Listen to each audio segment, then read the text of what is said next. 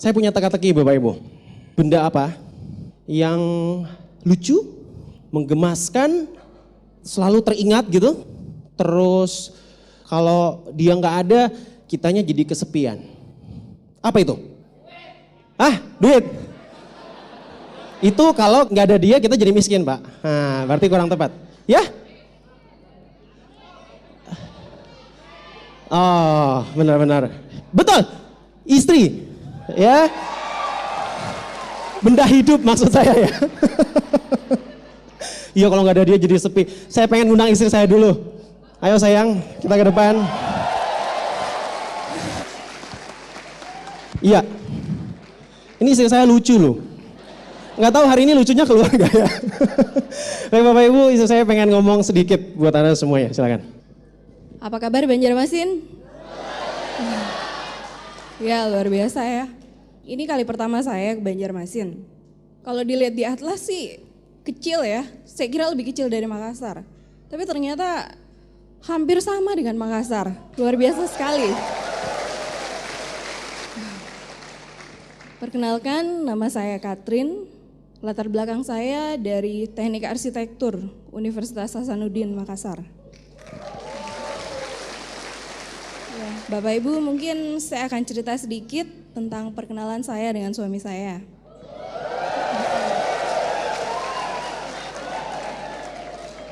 Kami berkenalan di pesta pernikahan senior saya yang kebetulan juga upline dari Pak Hari, yaitu pesta pernikahan Bapak Venantius Duirianto. Nah, pada saat kami kenalan, orangnya lucu ya pertama. Itu salah satu yang membuat saya tertarik pada saat itu. Nah, tapi jeleknya Bapak Ibu, setelah kami kenalan, saya baru tahu loh kalau ternyata dia itu drop out kuliah. Kami kuliah di fakultas yang sama, di arsitektur Unhas, tapi saya nggak kenal dia di kampus karena pada saat saya masuk dia udah drop out. Yang lebih parahnya lagi, waktu saya tanya sama dia, loh kamu nggak selesai kuliah, jadi kerjaan kamu apa dong? Kan sekarang susah nyari kerjaan, apalagi kalau nggak ada titel. Nah katanya dia, oh saya kerja di MLM, saya jalanin MLM Tiansi. Waduh, saya pikir ini orang masa depannya apa? Bayangkan Bapak Ibu, udah gak lulus kuliah, berani-beraninya jalanin MLM lagi. Nah saya jadi mikir waktu itu, saya pikir wah nanti saya ngomong apa sama orang tua saya kalau ngenalin dia kan. Tapi saya pikir ya gak usah dulu lah, gak apa-apa kita pacaran backstreet aja sekalian. Sekalian pada waktu itu saya pikir saya kan mau tahu sifatnya dulu, jadi nggak apa-apa deh backstreet aja dulu. Ternyata baru sebulan backstreet dia udah nekat ke rumah saya. Nah pada saat dia ke rumah saya, kebetulan saya sedang tidak ada di rumah. Nah dia langsung ketemu sama papa saya lagi. Wah, pulangnya dia dari rumah saya, papa saya langsung interogasi saya. Kamu itu kalau cari pasangan itu yang masuk akal dong. Katanya emangnya cowok di dunia ini cuma satu, cuma dia aja. Udah nggak selesai kuliah, jalan MLM lagi. Bayangin masa depannya apa? Papa saya kan bilang, kamu itu kan suka dandan, itu biayanya banyak loh. Jadi pada saat itu beruntungnya Bapak Ibu, karena pada saat saya bertemu dengan dia, posisi dia udah bintang 8. Nah, jadi saya pikir bintang 8 kan, kira-kira udah gak lama nih, udah gak lama terima mercy-nya untuk buktikan ke orang tua saya kan. Nah bapak saya itu hari sempat ngomong juga, kamu itu ibaratnya jalan di jalanan yang depannya tuh ada jurang, udah tahu ada jurang kok masih mau dijalanin juga. Jadi saya pikir ya biarin aja, nanti waktu yang akan perlihatkan kan, buktikan pada orang tua saya. Sekarang Bapak Ibu, ternyata suami saya telah membuktikan kepada orang tua saya, telah berhasil membuktikan kepada orang tua saya bahwa dia bisa membahagiakan saya. Malahan papa saya sekarang Dojo Intiansi. Jadi waktu dapat Mercy saya bilang pengen banget bilang papa saya, "Pa, yang gak masuk akal itu saya atau papa ya?" Soalnya seumur umur bapak saya belum pernah punya Mercy loh. Kalah sama suami saya yang udah drop out MLM lagi. Ya itu aja Bapak Ibu. Sekian dari saya. Selamat siang.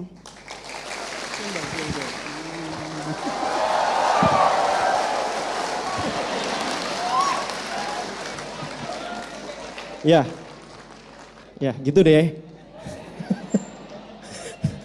Baik Bapak Ibu, ya kebongkar deh semuanya ya. Suatu waktu ya ketika saya sudah pulang dari rumahnya dan dia telepon, dia bilang kamu nekat ya datang ke rumah saya, nggak takut apa lihat papa saya? Enggak gitu ya. Habis itu dia ingin mengadakan kunjungan balik Bapak Ibu untuk lebih mengetahui siapa sih si orang ini gitu ya. Yang katanya laki-laki satu-satunya di muka bumi. Jadi pada saat itu diadakan kunjungan balik, saya udah panik. Keluarga saya kan gak sebagus keluarga dia Bapak Ibu. Saya broken home, ibu saya pisah dengan bapak saya. Jadi waktu itu saya udah ngatur kata-kata, "Ma nanti kalau ada yang saya pengen kenalin ini namanya Catherine. Nanti mama ngomong gini. Mama bilang, enggak. Saya cerita semua yang sebenarnya saja. Waduh gawat, bisa-bisa dia jadi ilfil gitu, jadi jijik mungkin sama saya Bapak Ibu. Jadi mama saya bilang, enggak justru di situ nanti kelihatan aslinya kayak gimana. Kalau memang dia nggak suka sama kamu, kenapa harus dipaksain? Jangan-jangan dia nanti itu cewek matre aja gitu kan, kata mama saya. Sorry ya, mama saya ngomong kayak gitu. Jadi akhirnya bertandanglah calon istri saya ini. Oh ya waktu pertama minta dia juga, saya nggak minta jadi pacar Bapak Ibu. Soalnya saya udah capek banget pacaran. Pacar putus gitu. Gimana masa depannya gitu loh. Waktu pertama saya minta dia, saya bilang, saya udah panggil sayang nih. Dia kaget juga, gila nih laki-laki satu nih. Saya bilang, lu mau gak jadi calon istriku? Dia kaget. Terus jawabannya butuh kapan? Saya bilang sekarang. Dia bilang cepet amat. Ada waktu berpikir kayak seminggu, sebulan, apa setahun. Saya bilang gila lu, keburu gua mati lu belum ngasih keputusan. Gimana kalau besok saya mati? Gitu ya. Dia bilang, iya juga sih. Saya bilang gini aja deh, taruh tangan kamu di atas tangan aku kalau kamu setuju jadi calon istriku. Oh dia langsung naruh. Pengen juga dia pakai ulur-ulur seminggu lagi ya. Biasa, ya perempuan jaga martabat ya, saya tahu lah. Jadi akhirnya dia berkunjung ke rumah saya dan ibu saya mulai bercerita semuanya Bapak Ibu. Dan di situ juga duduk kakak saya juga nambah-nambahin. Besoknya ketemu sama dia peluk. Loh saya bingung, jangan-jangan pelukan perpisahan Bapak Ibu. Wah ternyata kamu gini, dada gitu ya, aduh saya udah deg-degan. Dia bilang, saya tahu kamu, ya saya mau jadi calon istri kamu. Kalau kamu mau jadi calon suami saya, kamu tolong taruh tangan di atas tangan saya. Buset deh. Aduh, asik juga ya, asik juga. Jadi ibu saya mulai bercerita. Ya ceritanya itu, yang pasti ibu saya pertama kali ketemu dia, ibu saya bilang, ini anak tahu nggak? Dia itu bandel sekali. Ada yang diinginkan itu harus terwujud. Gak bisa enggak. Kalau tidak terwujud, misalnya saya pengen mainan, saya akan membuat kerusuhan di rumah Bapak Ibu. Enggak horden saya gunting, kursi saya balikin, saya bongkar lemari, baju-baju mama saya tak sobek-sobek Bapak Ibu, itulah saya. Mengerikan sekali saya pada waktu itu Bapak Ibu. Jadi jangan sampai membuat saya marah. Ya memang di antara bersaudara saya yang paling bungsu, tapi paling galak Bapak Ibu. Kakak saya bedanya cuma setahun. Nah sejak kecil, karena saya sudah gak punya ayah Bapak Ibu ketika saya dalam kandungan, ini juga kisahnya agak tragis ya. Jadi dalam kandungan itu ibu saya sempat ingin menggugurkan saya. Tapi gak apa-apa, ternyata rupanya ibu saya juga punya alasan untuk itu, positif aja Bapak Ibu. Jadi ibu saya waktu itu, dia berpikir kalau ayah saya gak ada, lantas ini anak lahir nanti bagaimana? Kesian kalau hidupnya terlantar, dia gak punya ayah. Tapi beruntunglah pada saat itu, mama saya sedang bicara sendiri, tiba-tiba tantenya dengar. Oma saya punya saudara, adiknya oma saya itu kebetulan gak menikah. Dan dia punya usaha, dia punya penghasilan Bapak Ibu, dan dia mengatakan sama mama saya, biar itu saya angkat anak aja, jadi anak saya, resmi. Nanti kita ke notaris, jadi anak angkat saya. Kalau kamu gak berani besarin anak itu, jangan digugurkan. Biar itu buat saya saja. Akhirnya Bapak Ibu, betul mama saya mempertahankan itu dan lahirlah saya Bapak Ibu. Saya tanya sama mama saya, kenapa seperti itu? Saya kok orangnya mudah emosi, rupanya mama saya bilang, memang betul kamu itu mudah emosi karena waktu kamu dalam kandungan, itu mama juga sering marah-marah berantem sama papa. Jadi saya broken home Bapak Ibu, gak masalah itu. Jadi akhirnya saya tumbuh Bapak Ibu, waktu di TK saya gak tahu, mungkin saya ketuaan cara berpikirnya. Saya bukan gak punya teman saya banyak. Tapi saya paling males main sama teman saya. Kenapa? Dia mainnya mainan anak-anak semua Bapak Ibu. Lucu ya, saya masih anak-anak tapi saya gak pengen mainan yang kayak anak-anak gitu. Dia mainnya gunung-gunung, kejar-kejaran. Saya kok males lihat kayak gitu, kayak anak-anak gitu. Padahal saya cuma masih anak-anak waktu itu ya. Saya berpikir, apa enggak ada mainan yang lain? Jadi waktu itu saya berdiskusi dengan guru saya. Untung belum masuk Tiansi, kalau masuk Tiansi udah saya prospek juga guru saya ya. TK-TK gitu Bapak Ibu, akhirnya SD, SMP, saya selalu punya keinginan untuk terkenal. Nggak tahu kenapa. Ya, waktu itu cita-cita saya jadi apa ya? Agak malu juga nyebutinnya, saya pengen jadi artis gitu. Jadi semuanya kenal Bapak Ibu. Ya, lewat Tiansi terwujud juga ya. Saya paling tinggi di sini. Oke. Bapak Ibu, akhirnya saya berusaha untuk bisa terkenal pada saat itu. Berbagai jalan saya tempuh untuk bisa terkenal. Tapi bukan sengaja, tapi itu akhirnya menjadi ketidaksengajaan. Jadi saya paling gak senang kalau orang memperlakukan saya semena-mena. Misalnya guru saya memberikan saya nilai yang saya merasa saya bisa lebih dari itu. Dan ternyata guru saya memberi nilai lebih rendah. Itu saya protes Bapak Ibu. Dan saya protesnya sampai ke kepala sekolah. Kepala sekolah gak bisa, saya protes sampai ke yayasan. Wah garang sekali pada saat itu, masih SD Bapak Ibu, gak tahu. Mungkin gara-gara itu sampai ininya tumbuh Bapak Ibu, ketuaan ya. Jadi akhirnya saya masih ingat waktu itu di SD saya diberikan nilai, waktu itu nilai 6 padahal harusnya dapat 9 Bapak Ibu. Bukan menyombongkan diri Bapak Ibu, tapi di sini saya ingin menggambarkan bahwa saya gak tahu kenapa bisa seperti itu dan itu terbawa ke bisnis ini Bapak Ibu. Apa yang saya rasa bagus itu harus saya perjuangkan, termasuk di bisnis ini. Nah akhirnya Bapak Ibu, saya tumbuh sebagai anak yang suka melawan. Jadi setiap kata-kata orang tua, kata-kata kakak saya bantah semua Bapak Ibu. Saya gak senang diperlakukan seperti anak-anak. Kakak saya selalu bilang, kamu itu kecil, masih kecil. Kok ngomongnya selalu mau besar? Selalu mau diperlakukan seperti orang besar Bapak Ibu. Jadi ya biarlah itu saya. Jadi akhirnya saya masuk SMP, waktu itu saya sempat mengikuti sebuah penelitian ilmiah remaja waktu itu, membawa nama Sulawesi Selatan ke tingkat nasional Bapak Ibu, dan itu saya bangga sekali. Ya, waktu itu yang membuat kami bangga adalah kami masih SMP dan kami bersaing dengan anak-anak SMA Bapak Ibu. Dan pada saat itu yang keluar adalah sekolah kami. Saya sekolah SMP waktu itu di SMP Negeri 6 di Makassar. Jadi sekolah itu akhirnya keluar mewakili sosial Bapak Ibu. Saya bangga sekali, orang tua saya juga bangga sekali. Itulah prestasi yang menurut orang tua saya jarang dilakukan oleh anak-anak yang lain, termasuk kakak-kakak saya. Akhirnya begitu SMA Bapak Ibu, tamat SMP saya juga masuk sekolah negeri, itu tepat pas di depan rumah saya.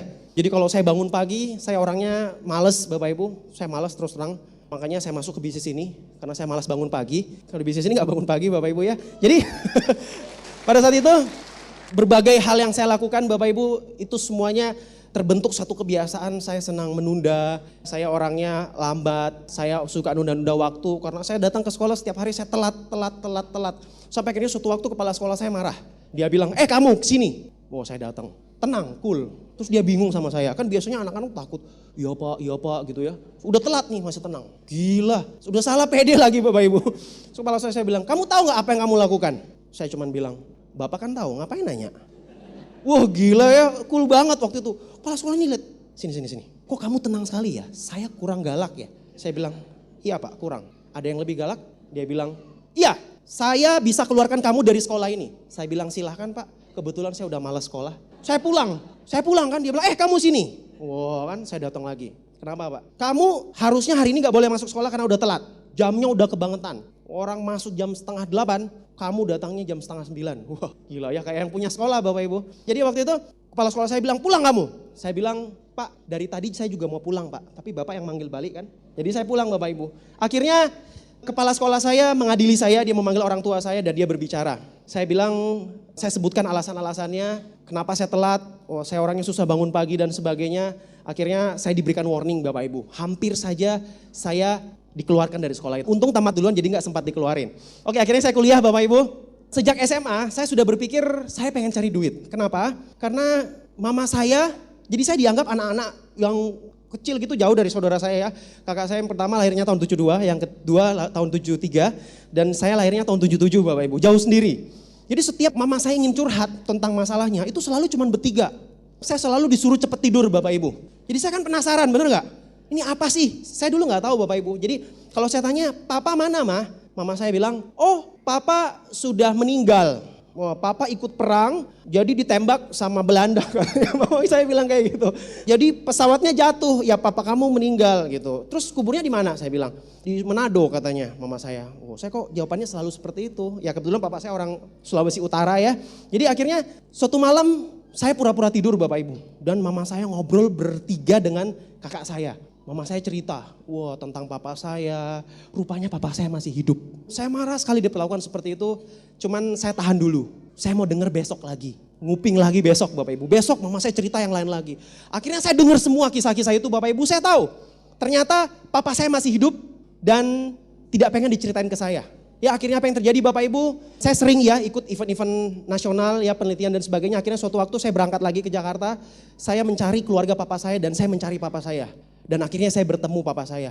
Di antara 3 bersaudara, saya yang pertama kali bertemu dengan papa saya setelah sekian lama. Kami tidak bertemu Bapak Ibu. Satu hal yang pasti Bapak Ibu, saya sedih melihat kondisi papa saya.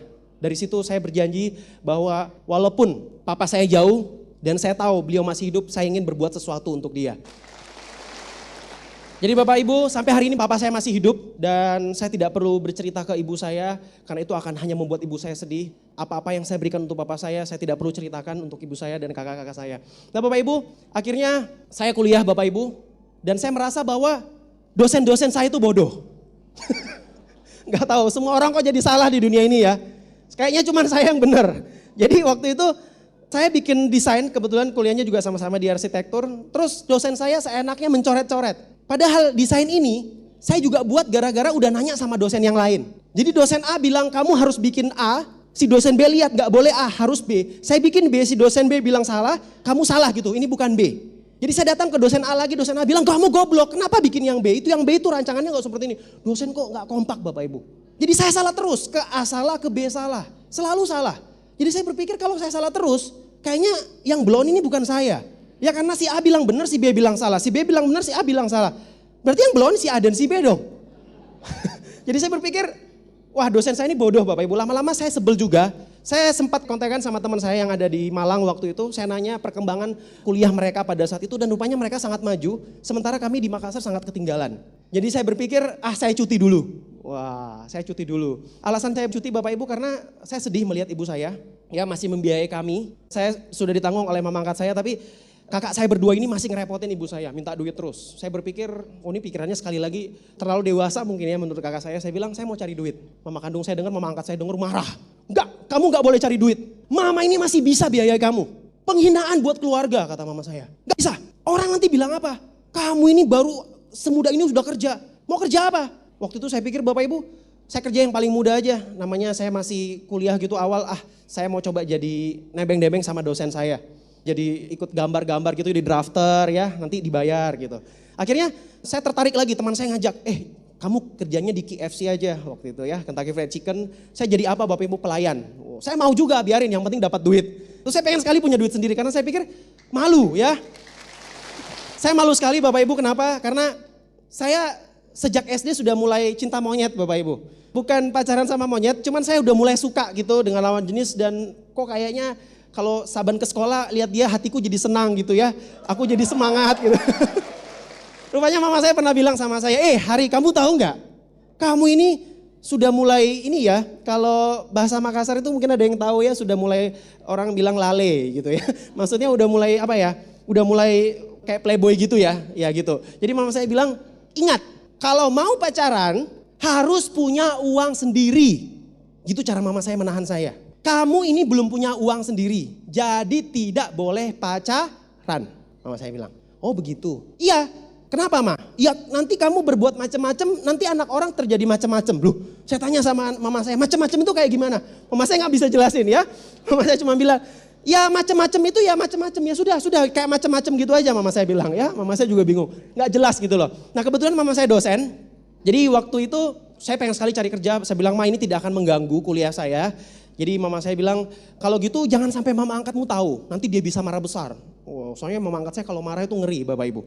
Tapi mama angkat saya ini sama mama kandung saya itu agak-agak beda. Mama angkat saya itu selalu mengatakan seperti ini. Nak, kamu harus nantinya jadi orang yang hebat. Kamu harus kaya, kamu harus sukses, kamu harus punya sesuatu yang tidak dimiliki oleh orang lain. Sementara mama saya yang kandung bilang, "Nak, kamu nantinya kalau hidup, kalau besar, jangan lihat ke atas. Sakit hati, lihat orang-orang kaya. Kamu lihat ke bawah aja, tidak perlu kaya. Kaya itu sumber kejahatan," kata mama saya. Padahal dosen loh. Bingung juga saya ya. Jadi mama saya ngomong seperti itu. Jadi mama saya kebetulan menasihati saya seperti itu, sementara mama angkat saya bilang ini, "Enggak."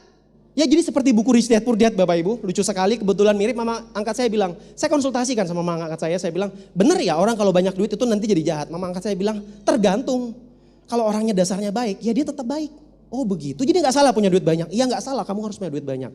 Nah lucunya Bapak Ibu, setelah saya bekerja, ini menjadi rahasia di keluarga dan suatu waktu itu saya menyiar Bapak Ibu ya, jadi seorang penyiar radio dan itu saya senang sekali dan akhirnya saya juga sempat buat iklan beberapa di radio, iklan Honda Suzuki waktu itu ya, itu pakai suara saya. Nah suatu waktu mama angkat saya puter radio, dia kan senang denger radio sore-sore dia muter.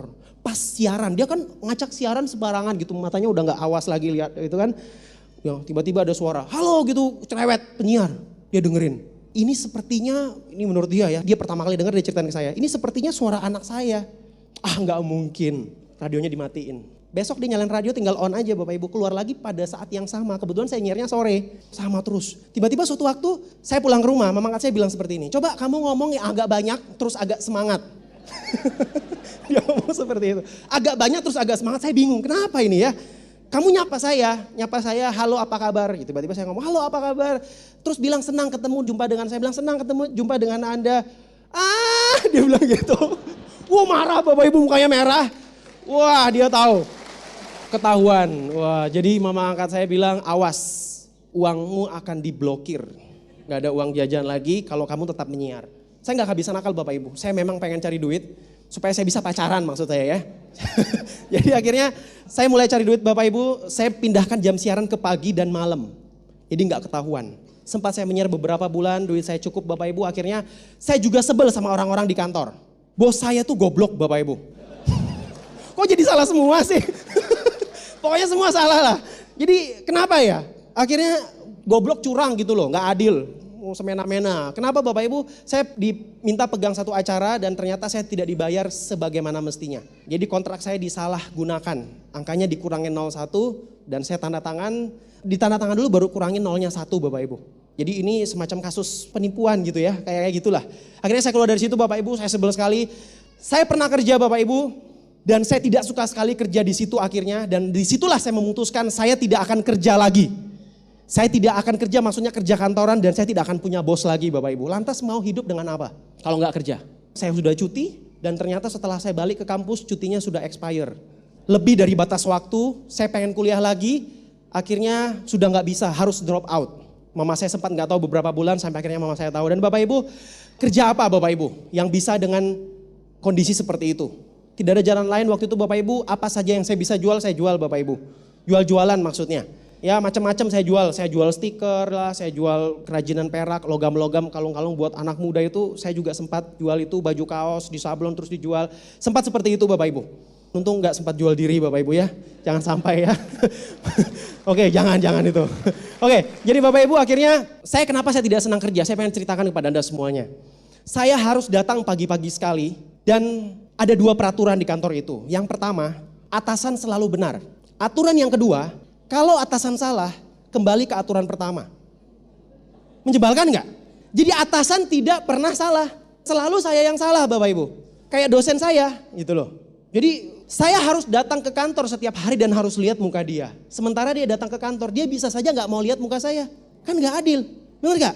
Saya gak senang Bapak Ibu, saya seperti hidup di bawah telunjuk orang lain. Telunjuk kaki maksud saya.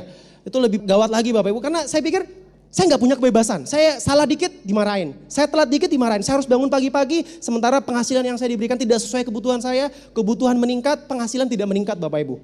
Saya tidak pengen seperti itu, akhirnya saya terus pengen mencari uang, akhirnya saya ketemu dengan teman-teman saya dan saya mulai usaha properti dan apa yang terjadi usaha saya bangkrut, kami ditipu dan habis itu saya mulai melirik bisnis MLM. Ada satu MLM yang waktu itu datang ke Makassar dan waktu itu saya dan Pak Eko, sekarang menjadi God Lion Pak Eko ya, Pak Fenan dan Pak Clemens, kami sempat menjalankan MLM tersebut Bapak Ibu.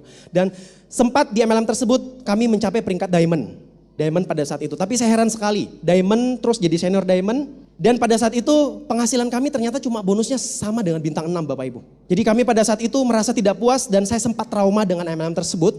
Dan akhirnya ketika saya mencari usaha bersama Pak Eko, tiba-tiba Pak Eko telepon saya katanya ada sepupunya datang dari Bandung. Ya pasti udah sama-sama tahu ya, namanya Bapak Luis Tendean.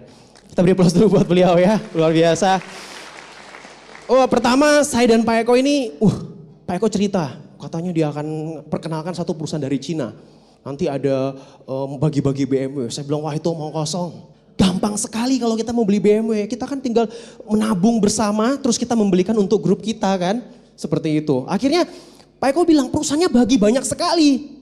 Wah saya bilang hati-hati ini jebakan. Ya, biasa bisa tipu-tipuan kan. Jadi nanti juga pasti bangkrut. Nah itu menurut saya. Jadi saya merasa waktu itu ya udah kebetulan. Kita coba aja serang dia. Siapa tahu kita bisa narik dia kembali ke MLM kami yang dulu dan akhirnya bisa hidup lagi, bisa semangat lagi Bapak Ibu. Jadi akhirnya kami berencana akan ketemu beliau Bapak Ibu. Waktu itu memang sudah trauma ya, Tiansi itu perusahaan ke-29 yang saya kenal. Ada 28 perusahaan sesudah MLM saya yang dulu Bapak Ibu. Di mana saya di sana beringkat senior diamond ya. Dan 28 perusahaan itu sama sekali tidak ada yang membuat kami tertarik. Jadi saya putuskan dan Pak Eko, waktu itu dengan Pak Vena dan Pak Clemens ya, itu semuanya sponsor saya, untuk tidak lagi menyentuh MLM. Ya, jadi kami tidak mau kenal lagi jijik, alergi, mau muntah, macam-macam. Akhirnya kita berjanji untuk, janjian ya, untuk mau menjebak dia. Oh, jadi kita udah siap semua ini.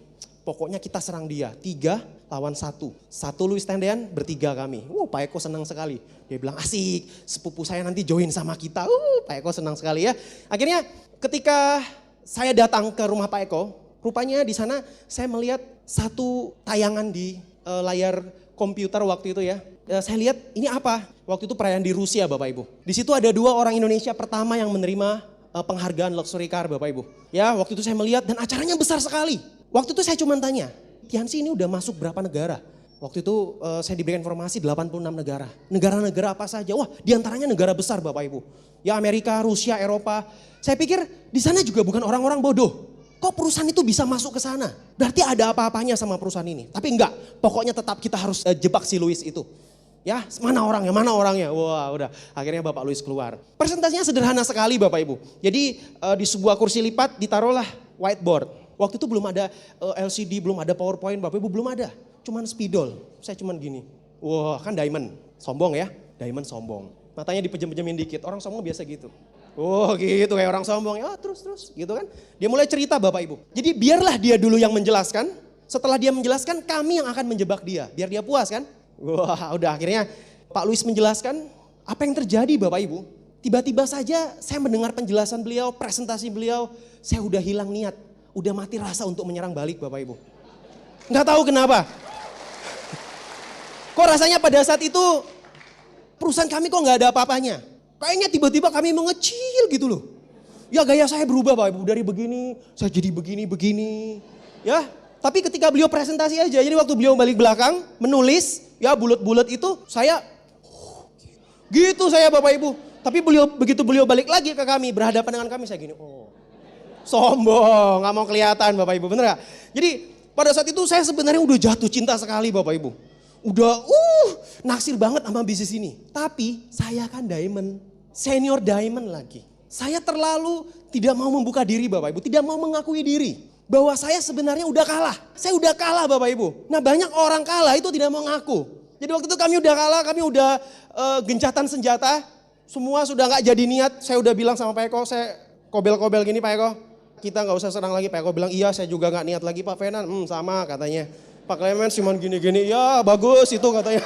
Waduh Bapak Ibu.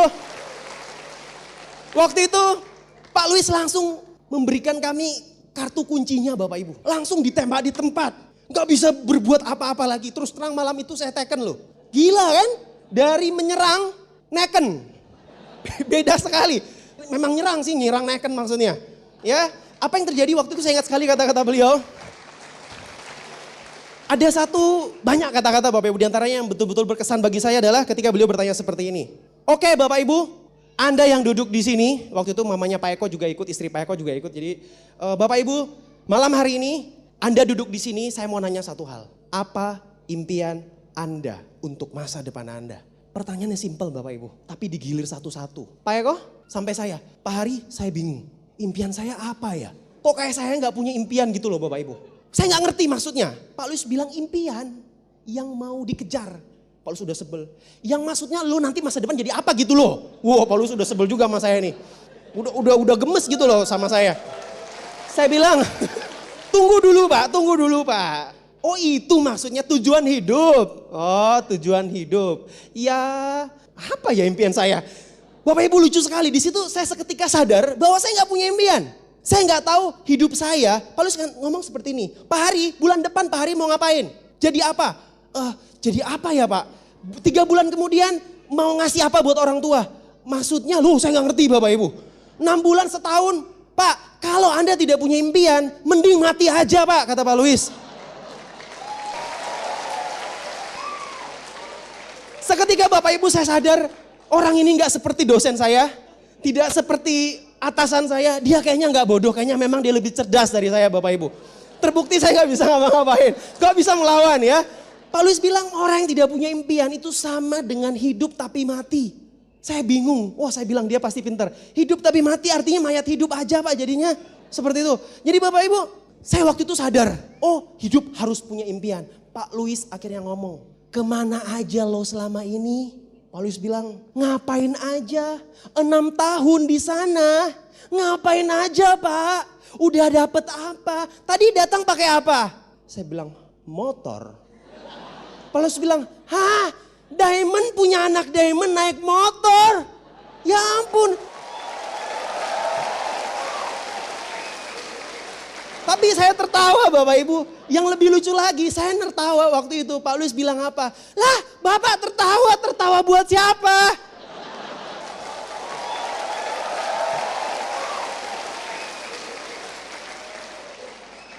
Pak Luis bilang gini, Eko, Pak Eko ya. Lucu banget loh temenmu ini, Diamondmu. Pantesan grup lu meriah. Diamond lo nertawain diri sendiri. Gila Bapak Ibu, saya nggak tahu waktu itu muka saya warnanya apa Bapak Ibu. Hancurlah karir kedaimenanku. Daripada hancur malam itu mending diangkat-angkat dikit. Saya harus teken Bapak Ibu. Anda tahu, saya udah nggak bisa ngapa-ngapain. Bener-bener, saya udah ditembak mati di tempat. Udah ditelanjangi, udahlah. Udah nggak bisa ngapa-ngapain. Bingung saya. Waktu itu Pak Luis langsung meng-closing kami. Pak Luis tahu bahwa pada saat itu saya Diamond, saya di MLM yang dulu tapi saya udah trauma. Saya mempertahankan trauma itu yang lebih gobloknya. Belakangan baru saya sadar kalau kita naik kendaraan, waktu saya nyetir Mercy saya baru nyadar Bapak Ibu, saya lihat logonya. Oh masa depan itu di depan. Anda bayangin kalau kita belajar, kita lihat ke belakang terus, kita lihat ke spion, nabrak nggak? Nabrak ya. Di situ baru saya sadar Bapak Ibu. Akhirnya pada malam itu saya bilang, oke, saya tanda tangan. Tapi keraguan tetap ada. Waktu itu Pak Luis bilang, oke, semuanya bintang 3. Oke. Ditanya satu-satu lagi, Pak Eko 3? 3. Sampai saya 3. Wah, pada saat itu Bapak Ibu Anda tahu, gelarnya boleh Diamond, tabungannya dong. Anda tahu isi tabungan saya? Kacau nih. Closing kan? Iya closing. Banyak orang kayak gitu gak? Oh 3, gak ada duit kan? Terus jadi alasan, saya gak punya duit. Alasannya banyak. Kambing hitamnya keluar semua. Peternakan kambing hitam Bapak Ibu. Jadi waktu itu Pak Luis langsung nembak ke kami waktu itu. Oke, semua bintang 3 ya. Saya percaya Anda orang-orang yang punya organisasi besar. Anda bicara, itu pasti Anda lakukan. Saya bilang mampus deh. 2 jutanya ini beneran loh, dia gak main-main. Kan biasanya ada orang ikut rame ya kalau pertemuan. Oke 3, saya 3. Habis itu pulang besok sebulan setahun gak join-join Bapak Ibu. Ya ada yang kayak gitu. Nah saya waktu itu sedih sekali. Pak Luis cuma bilang gini, pulang ke rumah Bapak Ibu, langsung ke mesin ATM, langsung narik. Besok kita ketemu. Saya langsung pulang ke Bandung, waktu itu belum ada stokis di Makassar. Saya akan belanjain nanti saya kirim ke Makassar. Oke. Ditanya satu-satu lagi. Pak Hari, Oke, waktu itu. Wah, Anda mau tahu isi tabungan saya? 190.000. Itu biasa gitu ya. Angka terus ada bintang di atasnya, biasa gitu ya. Ada keterangan di bawahnya. Nah, saya kayak gitu. Itu belum termasuk utang Bapak Ibu. Saya bisnis properti, saya ditipu puluhan juta Bapak Ibu. Artinya kondisi saya minus nggak? Minus sekali. Tapi nggak mau ngaku toh. Orang bijak mengatakan apa? Kata-katamu adalah doamu. Saya sebut 2 juta malam itu, saya mampu. Dan itu akhirnya ada Bapak Ibu. Dari mana? Minjem. Nah betul, utang, bahasa kerennya utang. Lagi-lagi utang. Untung ada bisnis Tiansi. Kalau nggak ada Tiansi Bapak Ibu, sampai sekarang utang-utang properti saya nggak lunas Bapak Ibu. Untung ada Tiansi loh. Aduh, Tiansi menyelamatkan hidupku. Ya, jadi malam hari itu Bapak Ibu saya minjem. Biasa kemana? Ke mama saya. Mama saya sudah ngomel. Hari? Enggak. Padahal memang saya tahu mama saya memang nggak sanggup. Karena waktu itu saya tahu isi tabungannya itu memang cuma 2 juta lebih sedikit. Berarti kalau dikeluarin Bapak Ibu, habis. Lebih sedikitnya yang tinggal gitu loh. Ya sedih sekali, tapi waktu itu saya bilang biar ini menjadi cambuk buat saya. Kalau duit itu adalah duit yang pahit untuk kita minta Bapak Ibu, itu akan saya berusaha keras. Jadi saya waktu itu, Ma ini duit terakhir yang saya pinjem Ma. Saya nggak minta Ma, saya pinjem. Saya bilang sama mama saya, terakhir mama ngasih duit ke saya, setelah itu nggak usah ngasih-ngasih lagi Ma. Wah mama saya terharu, ambil deh gitu. Kakak saya protes. Kakak saya bilang apa? Mama jangan. Anak itu pasti duitnya dibawa lari. Wow, saya bilang, ya saya kan selama ini minjem. Kakak minta kan? Nggak keren loh, saya pulang. Sebelum duitnya diminta kembali maksudnya. Saya pulang dulu ya, dapat duit kan? Jangan lupa saya punya mama angkat. Mama angkat saya juga sudah warning. No bisnis-bisnisan pakai modal, no. Nggak ada. Tapi saya rayu juga. Saya bilang mama angkat, mamanya sayang saya nggak? Iya sayang. Kalau orang yang disayang dikasih yang terbaik enggak? Iya katanya. Saya nggak minta 10 juta loh. Jadi saya sebutin jumlah yang gede-gede. Biar tiba-tiba 2 juta itu kelihatannya kecil sekali. Ya teknik juga. Jadi saya bilang saya nggak minta 10, 50 juta, 100, 500 juta. Mah 500 juta besar enggak? Hah besar? Dia bilang gitu. Iya saya cuma minta seperberapanya cuma 2 juta. Iya deh. Wah saya dapat biaya operasional. Gitu ya. Jadi kan butuh bensin Bapak Ibu, benar gak? Ya butuh bensin orang minus. Akhirnya apa yang terjadi Bapak Ibu? 2 juta itu saya simpen di kantong saya tebal. Enggak saya transfer. Takut. Biasa kan? Ada orang udah taken masih kabur kan? Ya saya itu. Akhirnya tebal itu saya bawa kemana-mana, montok juga kemana-mana gitu loh. Akhirnya perusahaan MLM saya yang lama mulai mencium. Kayaknya leadernya ini udah mulai tertarik dengan Tiansi. Wah, apa yang dilakukan? Langsung dipecat. Anda mau tahu? Saya gembira loh. Kenapa gembira Bapak Ibu? Kenapa bisa gembira? Itu pertanyaan. Orang dipecat bukannya sedih. Gembira saya. Kenapa? Malam hari itu saya dan Pak Eko mencari kelemahan Tiansi nggak ada. Jadi kami nanya sama orang-orang dari perusahaan kami yang dulu. Kami nanya, kenal Tiansi nggak? Dia bilang iya tahu. Tiansi apa sih jeleknya? Wah kan biasa perusahaan lain hafal sekali jeleknya kita. Apa yang dibilang sama pihak manajemen? Kebetulan saya akrab sama pihak manajemen. Ini hal yang sangat lucu. Dia bilang, sebentar Pak, kami cari dulu kejelekannya. Setelah itu kami telepon Bapak. Saya bilang cepet telepon saya. Saya mau cari jeleknya Tiansi supaya saya dapat lampu merah. Nggak lampu hijau, saya nggak jadi join Tiansi. Apa yang terjadi? Betul beberapa menit kemudian, bukan dia yang menelpon, saya nggak sabar, saya telepon balik. Sesuai waktu yang diberikan. Akhirnya mereka bilang apa? Pak, kami belum menemukan sih jeleknya apa. Selama ini kami melihat perusahaan itu kayaknya memang bagus. Anda bisa bayangkan? Pihak manajemen perusahaan lain mengakui perusahaan kita. Lucu gak sih? Ya lucu sekali. Jadi waktu itu dia mengatakan, tapi Pak Bapak jangan macem-macem, jangan neko-neko. Kalau Bapak macem-macem, kami pecat. Saya bilang oh seperti itu. Akhirnya waktu itu Bapak Ibu mereka sudah dengar desas-desus, saya langsung dipecat. Saya telepon manajemennya. Saya bilang, terima kasih loh, Anda telah membuat saya mantep. Wah mantepnya itu digantung dulu kan. Mantep, dibilang oh selamat datang kembali Pak di perusahaan kami. Bapak memang partner yang setia. Tunggu dulu, saya mantep join Tiansi loh. Saya bilang seperti itu. Nah Bapak Ibu kira-kira kata-kata apa yang pada hari follow up itu yang Pak Luis katakan kepada kami. Waktu itu Pak Luis menggambarkan sebuah gunung kecil, setelah itu sebelahnya gunung besar. Jadi Pak Luis mengatakan, memang betul sekarang Anda sedang berdiri di atas sebuah gunung. Anda diamond kan? Ini Pak Hari, Pak Eko di gunung yang kecil. Nah sebelahnya ada gunung yang lebih tinggi, lebih hijau. Di atasnya tulisan Tiansi. Pak Luis bilang, Iya kan? Lebih hijau, lebih tinggi. Tetapi saya tahu apa isi hati Anda, kata Pak Luis. Anda tidak mau turun gunung kan? Maunya lompat dari puncak ke puncak. Ya jatuhlah Pak. Banyak orang tidak berani mulai dari nol. Karena kehidupan yang nyaman sekarang. Padahal ada yang kehidupan lebih nyaman. Di Tiansi Bapak Ibu. Pak Luis hanya bilang keputusan Anda, mental Anda saja yang harus mau mulai dari nol Bapak Ibu. Anda mau gak? Kata Pak Luis waktu itu. Kami ragu-ragu. Oke lah kata Pak Luis. Kalau Anda gak mau gak apa-apa. Sekarang ini gunung Anda. Biarin aja Anda tinggal di atas gunung. Nanti isi gunungnya semua ini tertarik masuk Tiansi. Gunungnya habis Anda di puncak jatuh sendiri kata Pak Luis. Wah pucat juga dengarnya Bapak Ibu. Diamond diancam kayak gitu. Waktu itu Pak Luis peringkatnya baru bintang 7 loh. Baru mau naik ke 8. Jadi waktu itu kami sadar bahwa kami tidak ada gunanya mempertahankan, mengeraskan hati kami Bapak Ibu. Tidak ada gunanya. Akhirnya kami klik pada malam hari itu Bapak Ibu. Pak Luis cuma mengatakan cepat atau lambat, suka tidak suka, mau tidak mau teman-teman Anda akan join.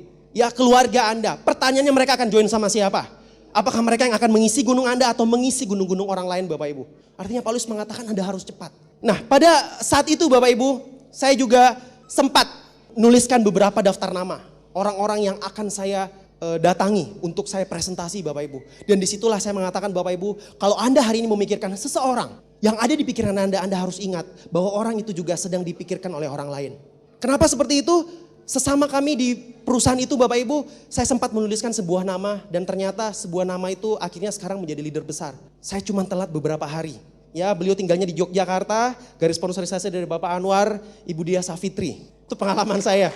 Jadi Ibu Dia itu teman saya Bapak Ibu. Saya tuliskan namanya Bapak Ibu. Tapi saya tunda terus. Nanti aja, nanti aja, nanti aja, nanti aja. Saya ke Bandung waktu itu. Ya sempat ikut acara seperti ini. Ibu Dia nepuk dari belakang. Pak Hari. Sudah join Bapak Ibu. Telat Bapak Ibu. Jadi kalau Anda sedang pikiran satu orang hari ini. Cepat Bapak Ibu. Datangin mereka. Jangan ditunda-tunda. Nanti ceritanya kayak saya. Ya sengaja saya ceritakan ini Bapak Ibu supaya Anda nanti bisa tahu juga dan tidak perlu mengalami hal yang sama. Nah oke, kembali ke duit yang tadi ya masih tebal di sini. Wah saya mulai mantep ya sudah mengambil keputusan iya akan join ke bisnis ini tapi saya masih takut transfer duitnya. Lumayan loh pegang duit di sini. Nah jadi pada saat itu Bapak Ibu saya mulai agak belagu dikit. Sombongnya mulai kambuh lagi. Pak Eko langsung bilang tunggu saya telepon dulu sepupu saya. Jadi Pak Eko telepon apa yang terjadi Pak Luis bilang gini. Ya udah kalau dia gak mau si diamondmu itu gak mau. Biarin, produk ini banyak kok yang mau. Kan maunya, saya pengennya dia tuh ngemis. Iya lu join deh, lu ambil kenapa sih? Enggak, dia pasang harga Bapak Ibu. Akhirnya saya transfer juga. Produk saya pegang kan? Saya udah pegang produk. Sedih Bapak Ibu waktu itu ya. 10 hari baru produknya nyampe. Anda beruntung sekarang di Banjarmasin ada stokis. Saya mulai jalan di bisnis ini Bapak Ibu. Wah presentasinya pakai fotokopian semua. Kalau ada presentasi di rumah, home meeting ya, kami pakai whiteboard. Sama digantungin atau disandari di kursi kami nulis seperti itu hitam putih. Saya heran sekali kenapa saya masuk ke bisnis ini. Saya dulu jago presentasi. Tetapi kenapa di bisnis ini kok saya jadi nol. Saya kok orang bego banget Bapak Ibu. Di sini saya mengambil kesimpulan apa yang kita pernah jaya di masa lalu. Belum tentu itu bidangnya akan sama di sini. Jadi untuk apa saya sombong untuk belajar? Belum tentu walaupun namanya sama-sama MLM Bapak Ibu. Belum tentu itu sama. Nah banyak orang menyamaratakan. Saya mau nanya dulu pada Anda semuanya. Kalau di Banjarmasin ini ada seorang penjahat. Anda rela nggak kalau semua orang di Banjarmasin dikatakan penjahat? Orang bilang oh di Banjarmasin itu penjahat semua. Anda rela nggak? Pasti nggak mau kan? Nah sama dengan bisnis ini. Banyak orang ketika dengar Tiansi bilangnya MLM sama semua. Itu tidak betul Bapak Ibu. Akhirnya saya jalan di bisnis ini. Menyedihkan sekali. Downline pertama saya, bintang 3 pertama saya itu saya dapatkan setelah saya ditolak 74 kali Bapak Ibu. Halo, ada yang keok nggak? 8 kali Pak, kayaknya nggak bisa jalan deh. Ada yang 11, ada yang 17, udah keok. Saya 74 loh. Hitungin nama jari kaki, jari teman sebelah belum cukup. Belum cukup Bapak Ibu, 74 kali. Kenapa bisa seperti itu? Kan teorinya 10 yang dipresentasi 8 nolak, 2 join. Kenapa 74 menolak? Kenapa bisa? Nah pada malam itu Bapak Ibu setelah saya join ya saya sudah serahkan, sudah di follow up dan akhirnya produknya sudah datang. Apa yang terjadi? Saya mulai jalan dengan fotokopian itu, saya mulai menyalahkan keadaan. Ini fotokopian sih macam-macam dan sebagainya. Tapi rupanya kenapa Pak Fenan jalan? Orang join. Pak Clemens jalan kok orang join. Padahal sama-sama manusia loh. Ya. Jadi waktu itu 74 ya, 74 itu. Wah saya udah trauma. Traumanya kambuh lagi. Saya udah gak percaya lagi dengan bisnis ini. Begitu Pak Luis ingin meninggalkan Makassar, Pak Luis nanya ke kami. Nanti saya balik bulan depan Anda bintang berapa? Oh saya bilang kecil ini bisnis, kecil. Sebelum ditolak kan. 3, 4, 5, 6. Cuma 4 langkah, saya 6 Pak. Betul? Ditanya lagi satu-satu kan. Udah akhirnya Pak Luis datang, saya masih 3 Bapak Ibu. Jadi pada saat itu saya masih 3, malu juga. Saya gak mau ketemu Pak Luis. Tapi akhirnya ketemu juga, Pak Luis cuma bilang, kamu makan produk gak? Pak Luis bilang, kok mukanya kayak gitu? Kaget, gak dimakan ya? Enggak Pak. Nah itu masalahnya kata Pak Luis. 2 juta itu Bapak Ibu, saya pajang. Takut saya makannya. Kan mahal. Saya pajang, berderetan dari yang besar sampai yang kecil. Ya, Pak Luis bilang pulang makan besok presentasi lagi. Oke. Pulang saya makan semua 13 macam Bapak Ibu.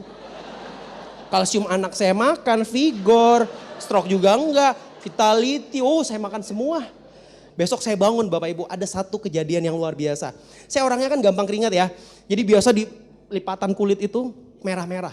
Ya, jadi besok paginya saya bangun, saya mulai olahraga, saya perhatikan kok nggak merah ya, leher saya kok nggak merah ya. Merahnya kemana? Paling juga bentar muncul. Siang saya olahraga lagi. Biar merahnya keluar, saya liatin merah di belakang lutut kok nggak ada ya. Merahnya kemana Bapak Ibu? Besok saya lakukan lagi. Sampai beberapa hari Bapak Ibu, merahnya nggak muncul. Tapi apa yang terjadi setelah saya makan produk malam itu, besok pagi merahnya nggak muncul. Saya presentasi sorenya Bapak Ibu. Closing bintang 3. Pertama loh, aduh senangnya hatiku, kupamerkan di seluruh dunia. Formulir bintang 3 2 jutanya diceklek. Saya bawa presentasi, join, lu bodoh gak join? Saya gituin. Tiba-tiba join semua, 3 semua Bapak Ibu, gak ada 2, gak ada 1 loh. 3 semua, benar kata Pak Luis. Kali-kali aja teori lu bener-bener 80-20. Maksudnya 80% kalau 10 orang ada presentasi 8 nolak, 2 terima ya. Ini kayaknya saya 80-20, 80 nolak, 20 yang terima. Mungkin orang ke-81 yang akan terima kata Paulus. Dan orang ke-75 Bapak Ibu terima. Malamnya saya presentasi lagi bintang 3 lagi. Besok saya presentasi lagi Bapak Ibu bintang 3 lagi. Rupanya saya lebih yakin dengan makan produk Bapak Ibu. Saya gak pernah ngomong sama orang, ini produknya bagus gak pernah. Saya cuma bilang semua penjual kecap bilang produknya nomor 1. Bener? Saya gak presentasi seperti itu. Bapak Ibu ini produknya Anda makan, Anda nanti yang nentuin produknya bagus apa enggak. Dan selama ini Bapak Ibu setelah orang pakai produknya mereka langsung masuk ke bisnis ini dengan sendirinya. Itu saja yang saya bisa katakan Bapak Ibu. Akhirnya saya berjalan di bisnis ini Bapak Ibu. Luar biasa sekali, penolakan yang paling besar adalah dari keluarga. Keluarga yang menolak Bapak Ibu. Pertama saya datang ke keluarga mereka semuanya mencibir. Seolah-olah gak kenal saya. Ada yang digituin sama keluarganya? Ya tiba-tiba saja saya jadi makhluk aneh Bapak Ibu. Saya punya tante-tante. Tante-tante itu kalau sudah ngumpul. Matanya itu loh gini. Baru mulutnya diangkat dikit. Gitu dia. Gila kan? Dia gak ngomong sih tapi tampangnya itu loh mau ku cakar-cakar gitu loh. Tapi ya memang saya gitu waktu itu. Banyak orang diledek marah kan. Kenapa harus marah? Orang memang seperti itu kok. Ya kenapa harus marah?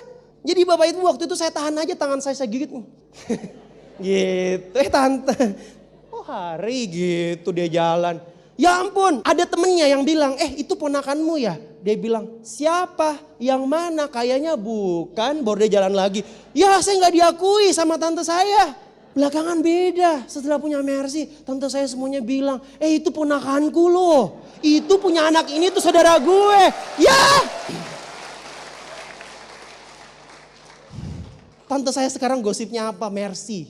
Ada gosip yang seperti ini. Dia bilang sama suaminya, kamu itu ikut saja Tiansi. Itu lihat ponakanmu sudah dapat Mercy. Tahu? Bodoh, botak. Dia bilangin gitu sama suaminya.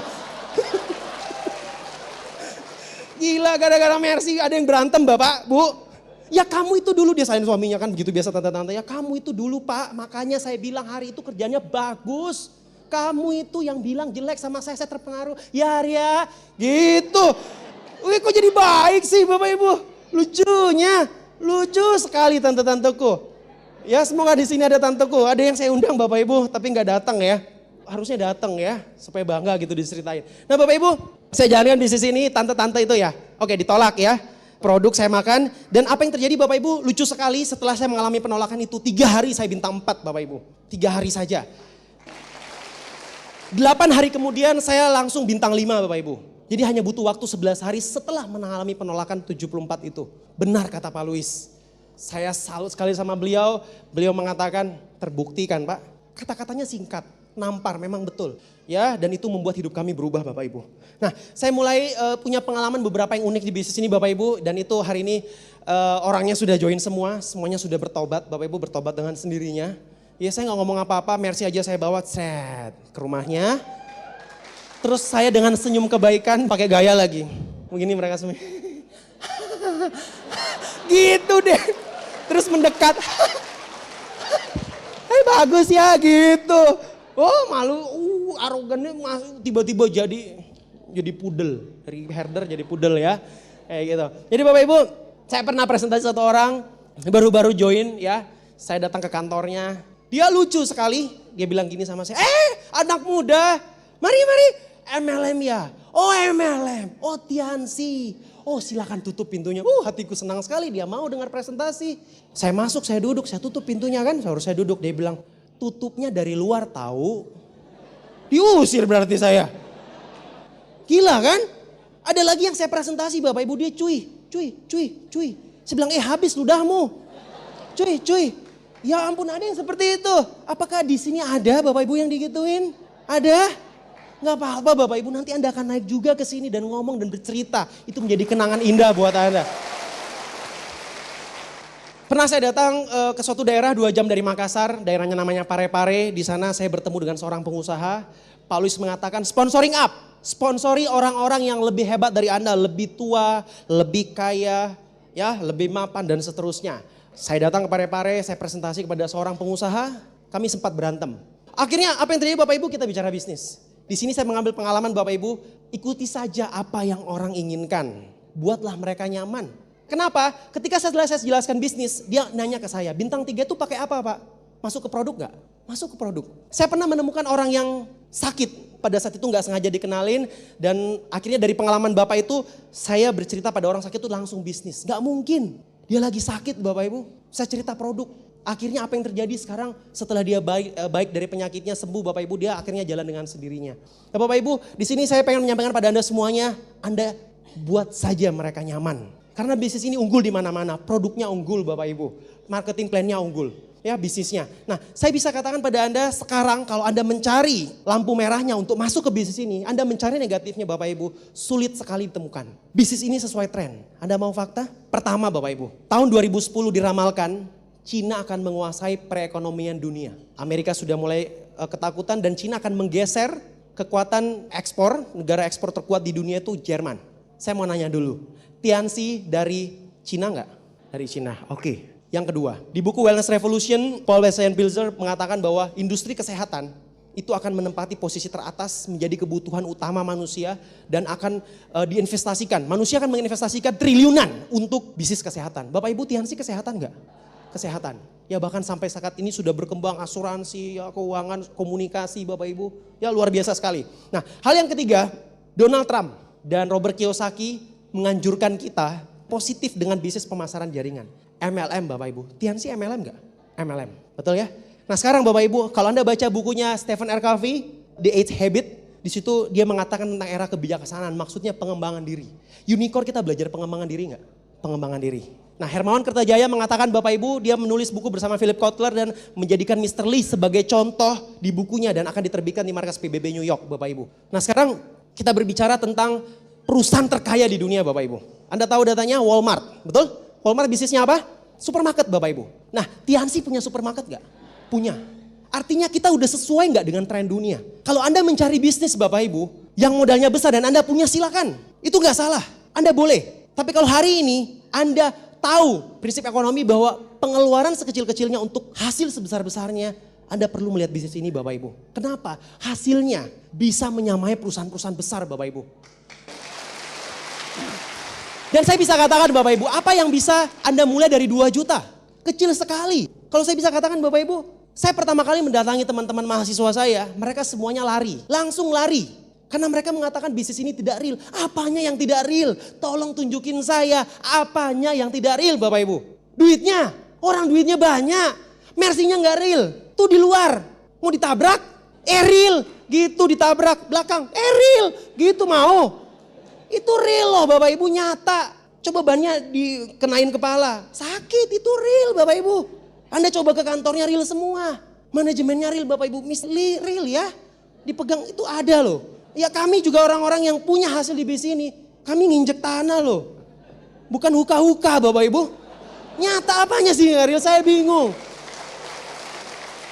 Teman-teman saya mahasiswa kok kabur semua. Saya dibilangin tukang obat, pahlawan kesiangan, sok motivasi, jagoan neon, macam-macam. Dibilang ketuaan gitu loh. Teman-teman saya lari, dia bilang, ih gila tuh hari bisnis, gila sinting. Sekarang saya bilang sama dia, siapa yang gila? Siapa yang gila? Sekarang dia masih sibuk cari kerja Bapak Ibu. Gak diterima-terima. Saya bilang gak tahu bos lu yang gila, kok banyak yang gak terima. Lu dong yang gila berarti. Kok bilangin saya gila? Bapak Ibu mereka kok lari. Kalau Anda di sini ada yang senang kerja Bapak Ibu. Ya, Anda senang kerja Bapak Ibu. Anda tidak perlu melepaskan pekerjaan Anda tidak perlu keluar dari kuliah Anda untuk menjalankan bisnis ini. Kenapa Bapak Ibu? Anda bisa saja punya cita-cita kan. Kalau Anda mahasiswa di sini, boleh nggak sewaktu-waktu Anda ke kampus pakai Mercy Anda? Boleh nggak? Boleh ya. Selamatin dosennya Pak, ini loh. Nggak usah ngomong. Seperti itu saja Bapak Ibu. Boleh nggak sewaktu-waktu kalau Anda cinta sekali dengan kantor Anda, boleh nggak sewaktu-waktu Anda datang ke kantor Anda dan Anda pakai Mercy? Boleh nggak? Boleh Bapak Ibu. Artinya kehidupan Anda akan semakin nyaman di bisnis ini. Apalagi yang bisa saya berikan buat Anda semua Bapak Ibu. Saya bisa memberitahukan kepada Anda bahwa ketika Anda berjalan di bisnis ini Bapak Ibu dan Anda bertumbuh di bisnis, Anda punya hasil Bapak Ibu, keluarga Anda akan bangga sekali pada Anda. Waktu kami terima award ya di Senayan Jakarta, ibu saya bisik satu kata di kuping saya waktu itu. Nah, saya bangga melahirkan kamu. Bangga sekali melahirkan kamu. Saya tanya ke kakak saya, Kak, Mama pernah bilang gak bangga melahirkan kakak? Enggak. Ya, kesian amat. 2 orang gak pernah dibilangin. Saya 3 bersaudara Bapak Ibu. Saya paling bungsu, laki semua. 2 orang ini gak ada yang pernah mama saya ngomong seperti itu. Mama saya bilang, kamu anak saya yang paling saya banggakan. Aduh, cium dulu dong. Oh, tiap hari gitu. Dulu mama saya nanya, kapan kau sarjana? Hari ini Anda bisa lihat bukti Bapak Ibu. Pak Anwar S2, saya gak sarjana. Semua bisa, alasan apa lagi yang Anda punya? Alasan apa lagi? Hah? Dulu mama saya nanya ke saya, Hari, kamu kapan sarjananya? Sekarang dia nanya, kapan God Lion, kapan director, kapan kapal, kapan villa. Pertanyaannya sudah berubah Bapak Ibu. Berubah. Dulu papa mertua saya ngomong, hai Katrin kalau sudah lihat jurang, maksudnya jurang tuh saya.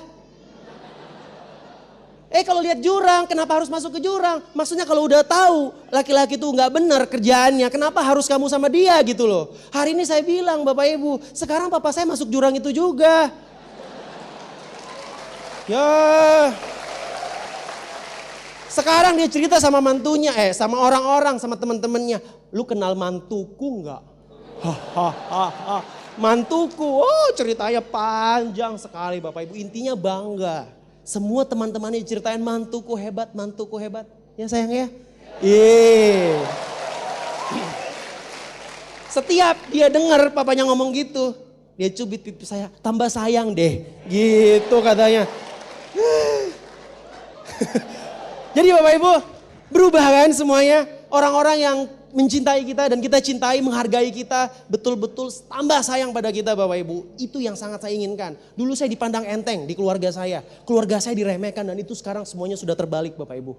Saya bisa katakan waktu saya ke Parepare itu Bapak Ibu, akhirnya disitulah orang yang ngotot itu, saya berantem itulah menjadi bintang 8 pertama saya Bapak Ibu. Ya Bapak Beni Ajudin. Dan di grup beliau begitu banyak bintang 8 yang bermunculan Bapak Ibu. Salah satunya ada seorang nelayan yang tidak pernah lihat mobil sampai usia 21 tahun. Begitu masuk ke bisnis ini Bapak Ibu, posisi bintang 7 Bapak Ibu, beliau bisa punya penghasilan sampai 20 jutaan per bulan Bapak Ibu. Seorang nelayan. Ya. Akhirnya saya bertemu dengan seseorang lagi, ya yang saya sempat singgung dikit waktu di core leader meeting ya. Beliau seorang pengusaha, Anda tahulah pengusaha ya. Mereka rata-rata merasa bahwa tidak perlu masuk ke bisnis ini, mereka sudah punya usaha. Saya boleh tanya nggak Bapak Ibu kepada Anda yang pengusaha, usaha mana yang aman di muka bumi ini? Sering sekali kita mendengar usaha-usaha yang besar tiba-tiba langsung hilang Bapak Ibu. Hari ini kami berdiri di sini Bapak Ibu, kami memperlihatkan sesuatu. sesuatu peluang, sesuatu bukti lain, sesuatu usaha lain yang boleh Anda gandeng dan Anda bisa tidak mengganggu usaha Anda. Waktu itu saya datang ke seorang pengusaha namanya Bapak Jeffrey Juliarto, Bapak Ibu. Dia sombong sekali, menjengkelkan, menjemukan, pokoknya nyebelin lah orangnya. Wah, orangnya cerewet, nanyanya macem-macem, sampai akhirnya dia selalu ngajak saya subuh-subuh ketemu hanya untuk mau nanya-nanya tentang Tiansi, macam-macam. Gak percaya lagi pas saya kasih tahu, Bapak Ibu. Dan apa yang terjadi hari ini? Dia pengusaha, Bapak Ibu, dan hasil dari bisnis ini sudah bisa membuat dia mengambil keputusan untuk meninggalkan usahanya yang besar itu, Bapak Ibu. Kami tidak menjanjikan apa-apa Bapak Ibu, tapi hasil di bisnis ini bisa membuktikan. Anda nanti tinggal pilih Bapak Ibu. Kalau Anda mau jalan dua-duanya dengan usaha Anda yang sudah ada, atau Anda mau memutuskan untuk Anda konsentrasi ke bisnis ini Bapak Ibu, kami bisa memberikan bukti. Karena bisnis ini bisa dihitung. Asal Anda mau dan Anda mau bertahan bekerja keras di sini Bapak Ibu, Anda tidak akan lama. Tidak akan selamanya Bapak Ibu. Hanya 1-2 tahun, 2-3 tahun Bapak Ibu. Saya 4 tahun baru saya terima Mercy saya. Ya rata-rata di Makassar mereka menerima 2-3 tahun Bapak Ibu. Ya di sini saya bisa ceritakan Pak Jeffrey sekarang betul-betul orang tuanya semua positif Bapak Ibu. Kenapa? Karena berkat bekerja sama dengan kami di Unicorn Bapak Ibu, beliau juga akhirnya bisa menerima awardnya sama-sama kami di Jakarta. Asik sekali Bapak Ibu ketika saya berdiri satu panggung dengan grup saya. Apa yang selalu kita katakan kepada grup kita, kepada orang-orang yang kita ajak. Ayo kita sukses bareng. Betul? Nah ada beberapa di antaranya yang kabur sebelum sukses. Pertanyaannya biasanya kebalik. Yang ngajak bisa kabur duluan sebelum membuktikan kata-katanya Bapak Ibu. Hari ini saya bisa mengatakan saya sudah bisa membuktikan. Saya mengatakan Kak Jeffrey kalau Anda percaya kita bergandengan tangan kita bisa sukses sama-sama di bisnis dan dia percaya Bapak Ibu. Percayalah Bapak Ibu kepada orang yang mengajak Anda. Anda hanya butuh satu orang yang mengajak Anda, yang mengundang Anda. Kalau Anda mau pegang tangannya, Anda mau bersama-sama Bapak Ibu, Anda akan bisa naik suatu waktu di panggung kemenangan Anda bersama-sama Bapak Ibu. Dan itu luar biasa sekali. Hari ini Anda bisa temui pengundang Anda Bapak Ibu, Anda jadikan mereka tim, Anda mentor Anda dan mereka akan menunjukkan jalannya. Di Unicorn sudah ada sistem yang sudah bisa mengatur dan Anda tidak perlu berpikir lama-lama lagi. Bapak Ibu, kehidupan saya di bisnis ini sangat luar biasa. Tiba-tiba saja hidup saya jadi sangat berarti Bapak Ibu. Anda tahu kisah saya Bapak Ibu ya yang awal tadi. Bahwa saya dulu hampir saja tidak lahir di muka bumi ini. Karena orang tua saya mau menggugurkan saya Bapak Ibu. Tapi saya tahu itu bukan maksudnya jahat. Tapi maksud mama saya baik. Dia gak mau saya lahir dan saya nantinya tidak bisa dirawat dengan baik oleh dia. Karena saya sudah punya 2 saudara Bapak Ibu. Saya bisa bertahan di bisnis ini. Kalau ada orang yang mengatakan kamu aneh. Kok kamu mau-maunya ditolak? Kok kamu mau-maunya dihina orang sampai kamu menangis seperti itu? Kamu mau-maunya dicuih sama orang? Bapak Ibu saya punya alasan untuk itu. Saya gak tahu bagaimana dengan Anda. Saya punya orang-orang yang saya cintai Bapak Ibu. Apakah Anda masih punya Bapak Ibu? Saya punya. Saya punya istri Bapak Ibu yang harus saya bahagiakan. Saya berjanji pada papa mertua saya akan bahagiakan dia. Melebihi apa yang orang tuanya pernah berikan pada dia Bapak Ibu. Banyak sekali suami-suami Bapak Ibu yang hanya tahu menyalahkan istrinya. Di saat istrinya minta sesuatu. Kalau istrinya minta beli baju itu, suaminya bilang kamu gemuk pakai baju itu. Minta dibelikan kalung itu, kamu kelihatannya tambah lebar pakai kalung itu, kelihatannya perkasa. Jangan, padahal tidak sanggup Bapak Ibu. Kenapa selalu ada alasan? Hari ini istri saya minta apa, saya bilang beli saja. Saya perlu bahagiakan dia.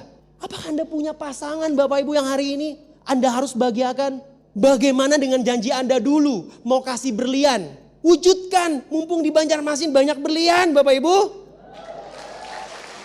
Jangan kelamaan. Jangan cuma berantem hanya gara-gara minta sesuatu. Bapak Ibu saya punya anak. Anak saya baru lahir, usianya baru 2 bulan Bapak Ibu. Lagi lucu-lucunya Bapak Ibu. Saya cuma beberapa jam di perjalanan saya udah kangen sama anak saya. Setiap jam saya lihat fotonya sama istri saya, kangen sekali. Anak saya seorang laki-laki Bapak Ibu, dan saya pengen anak saya hidup tidak seperti anak-anak biasanya. Saya tidak pengen anak saya nantinya merasakan seperti yang saya rasakan. Saya pengen memberikan dia yang terbaik Bapak Ibu. Memberikan dia mainan terbaik, pendidikan terbaik. Saya bekerja keras untuk mereka Bapak Ibu. Bagaimana dengan Anda? Apakah Anda juga punya anak Bapak Ibu? Sejauh manakah Anda memberikan yang terbaik buat anak Anda? Atau Anda biarkan begitu saja? Itu mama angkat saya Bapak Ibu. Baru-baru kami berduka, dia pergi meninggalkan kami. Itu foto waktu saya menikah Bapak Ibu. Satu hal yang sangat dibanggakan dia adalah ketika saya menikah dengan biaya sendiri Bapak Ibu. Tidak dengan biaya orang tua. Itu ketika dia masih hidup, itu tinggal kenangan Bapak Ibu. Pada saat itu dia sudah di kursi roda Bapak Ibu. Karena sudah sangat tua. Mengingat dan kami punya waktu. Karena selalu yang dia katakan pada saat hidupnya, coba lihat si itu, coba lihat si itu. Cuman bisa kerja dan lupa waktu. Dan lupa keluarga Bapak Ibu. Dia paling takut dalam hidupnya ketika dia meninggal dunia, saya tidak ada di sebelahnya. Dia paling takut ketika dia meninggal dunia Bapak Ibu. Dan saya tidak bisa mengunjungi kuburannya hanya gara-gara saya tidak punya waktu. Saya katakan pada dia sebelum dia meninggal dunia. Saya bilang, mama kalau mau pergi silakan jalan. Saya akan datang. Saya akan sering datang karena saya punya waktu. Saya ditiansi dan seketika itu juga Bapak Ibu. Dia pergi Bapak Ibu. Saya menyaksikan itu. Itu harapannya Bapak Ibu.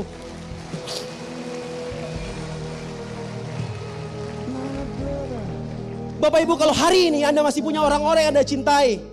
Kalau Anda bisa melihat bahwa seorang manusia nantinya perjalanan hidupnya pun akan meninggal dunia Bapak Ibu. Apa yang akan Anda lakukan sebelum mereka terjadi hal seperti itu? Apa yang sudah Anda lakukan hari ini? Bagaimana kalau besok, kalau lusa, atau sebentar malam orang-orang yang Anda cintai bisa dijemput sewaktu-waktu Bapak Ibu? Apa yang sudah Anda persembahkan buat mereka? Banyak orang menangis Bapak Ibu di batu nisan hanya gara-gara mereka sadar mereka belum ngasih apa-apa selama orang ini masih hidup. Kalau Anda masih punya orang tua Bapak Ibu, berbuatlah sesuatu yang bisa membuat mereka meninggal dengan tenang. Mereka pergi dengan tenang Bapak Ibu. Atau kalau mungkin bagi Anda ada yang merasa tidak perlu untuk punya impian Bapak Ibu. Ada beberapa orang di muka bumi ini yang terpaksa harus punya impian ketika sesuatu terjadi pada diri mereka. Dipaksa punya impian ketika orang-orang yang dia cintai sudah pergi. Dan pada saat itu dia baru sadar kalau penting sekali membahagiakan orang yang kita sayangi sebelum mereka pergi Bapak Ibu. Pada saat itu mereka terpaksa punya impian. Mereka terpaksa ngeset impian mereka untuk membahagiakan orang yang sudah tertidur, terbujur dan pergi selamanya. Apakah ingin itu terjadi pada diri kita? Apakah itu ingin yang kita wujudkan? Tidak Bapak Ibu. Lewat bisnis ini Bapak Ibu saya bisa membuktikan. Saya bisa membuat keluarga saya bangga. Hari ini saya masih punya orang-orang yang saya cintai Bapak Ibu. Ada istri saya punya anak, saya punya mama kandung yang harus saya bahagiakan. Bagaimana dengan Anda? Apakah orang-orang yang Anda cintai masih ada? Kalau mereka masih ada Bapak Ibu, mereka tidak pernah